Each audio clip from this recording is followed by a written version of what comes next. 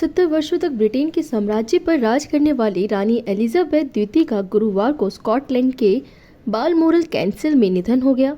वे Britain में सबसे लंबे समय तक राज करने वाली महारानी थी। महारानी का अंतिम संस्कार उनके निधन के 10 दिन बाद होगा। एलिजाबेथ द्वितीय ने साल 1952 में ब्रिटेन की महारानी के रूप में सिंहासन ग्रहण किया था। महारानी के निधन के बाद उनके बेटे प्रिंस चार्ल्स को महाराज बनाया गया है। आपको बता दें कि महारानी के निधन के बाद ब्रिटेन में काफी कुछ बदलाव आएंगे। ब्रिटेन के राष्ट्रीय गान के बोल संविधान में संशोधन के बाद बदल दिए जाएंगे। महारानी एलिजाबेथ द्वितीय की मौत के साथ ही राष्ट्रीय गान में अब गॉड सेव द क्वीन की जगह गॉड सेव द किंग में बदला जाएगा। इसके साथ ही राष्ट्रीय गान में रानी को राजा और शी और हर के स्थान पर ही और हिम के साथ रिप्लेस किए जाने के अलावा बाकी पूरा गीत पहले जैसे ही रहेगा। बता दें कि महारानी एलिजाबेथ का 96 वर्ष की आयु में 8 सितंबर को निधन हो गया।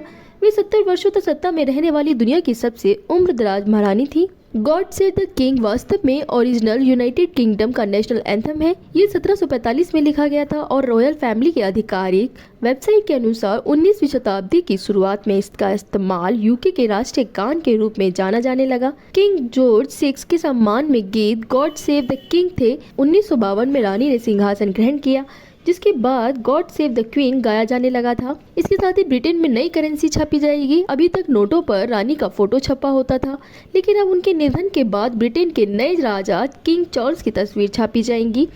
इसके साथ ही आदेशों के लिए इस्तेमाल किए जाने वाले पुराने स्टैम्प भी नए बनेंगे और सुरक्षा बलों के प्रतीक चिन्ह में भी अब रानी की जगह किंग होंगे।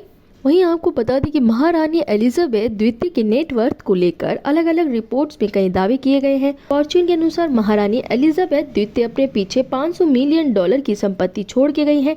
ये संपत्ति प्रिंस चार्ल्स को किंग बनने पर विरासत में मिलेगी। ब्रिटेन के शाही परिवार को टैक्स पेयर्स की तरफ से मोटी रकम प्राप्त होती थी, जिसे सॉवरेन ग्रांट के रूप में जाना जाता है। इसे वार्षिक आधार शाही परिवार को दिया जाता है। दरअसल इस ग्रांट की शुरुआत किंग जॉर्ज तृतीय के समय में हुई थी। उन्होंने संसद में एक एग्रीमेंट पास किया था। इस तरह उन्होंने अपनी खुद के और भविष्य की पीढ़ियों के लिए फंड हासिल करने का रास्ता तैयार किया था। इस एग्रीमेंट को मूल रूप से सिविल लिस्ट के नाम से जाना जाता था, जिसे 2012 में सॉवरेन ग्रांट में रिप्लेस कर दिया गया था। वही साल 2021 और 22 में सॉवरेन ग्रांट की राशि 86 मिलियन पाउंड से अधिक तय की गई थी। ये धनराशि आधिकारिक यात्रा, संपत्ति के रखरखाव और रानी के घर बकिंगम पैलेस के रखरखाव की लागत के लिए आवंटित की जाती है। इसी तरह की खबरों के लिए बने रहे हमारे साथ ही चैनल को सब्सक्राइब करना ना भूलें। बुलंद भारत।